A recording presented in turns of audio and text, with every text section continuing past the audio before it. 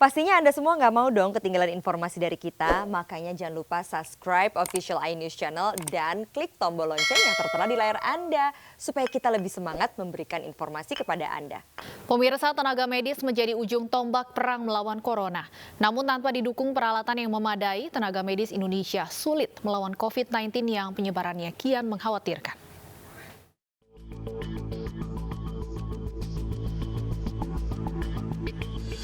Sudah lebih dari 2 bulan sejak virus corona melanda Indonesia, berbagai upaya ditempuh untuk menghentikan penyebaran virus corona yang tak henti mengakibatkan jatuhnya korban jiwa.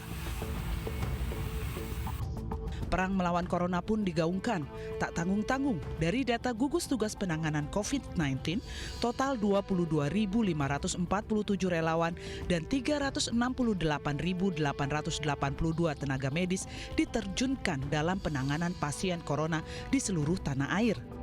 Tak main-main, tenaga medis yang diterjunkan meliputi dokter spesialis paru, spesialis penyakit dalam hingga dokter umum. Untuk membantu 39.000 lebih perawat diterjunkan. Mereka bekerja siang malam untuk menahan laju penyebaran virus corona yang kian memprihatinkan. Namun upaya penanganan corona di tanah air bak bertaruh dengan waktu. Dari catatan gugus tugas penanganan virus corona, jumlah pasien positif corona terus bertambah. Angka penambahan pasien positif setiap harinya kini hampir mencapai 300 orang. Jumlah pasien meninggal karena corona mencapai 469 orang. Ironisnya, hampir 10% dari total pasien meninggal akibat corona adalah tenaga medis. 46 tenaga medis gugur dalam perang melawan corona hingga minggu kedua bulan April 2020. Mereka gugur karena terpapar virus corona dari pasien yang ditanganinya. Sementara lebih dari 100 tenaga medis lainnya terindikasi positif corona. Bukan tanpa sebab.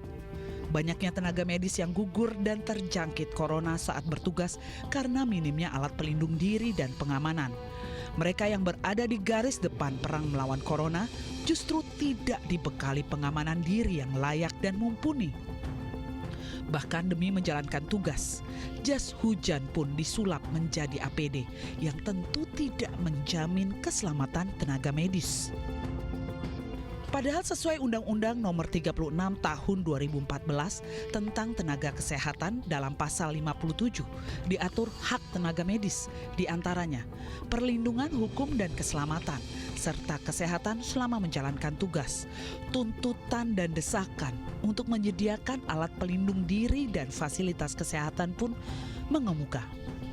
Tak tinggal diam, pemerintah segera berupaya memenuhi kebutuhan APD dan alat kesehatan lainnya.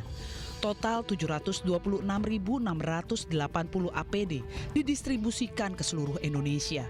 Juga lebih dari 1 juta material kesehatan yang dibagikan untuk penanganan corona di tanah air. Tapi segala upaya penanganan corona ini tidak akan banyak artinya bila tidak dibantu dengan kesadaran warga. Budaya mencuci tangan dengan sabun, tinggal di rumah dan melakukan physical distancing sangat penting untuk membantu penanganan virus corona. Tanpa kesadaran warga, penularan corona akan terus terjadi dan jumlah pasien akan terus bertambah. Dan bila ini terjadi, jumlah rumah sakit dan tenaga medis yang diterjunkan tak akan mampu membendung penyebaran corona di Indonesia. Tim Liputan iNews melaporkan.